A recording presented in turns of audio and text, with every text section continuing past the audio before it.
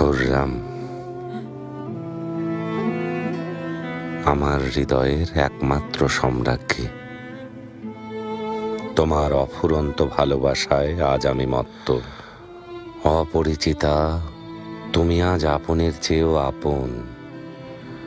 তোমার অনল প্রভা সামনে না এলে আমি অনল দহনে ব্যাকুল হয়ে উঠি।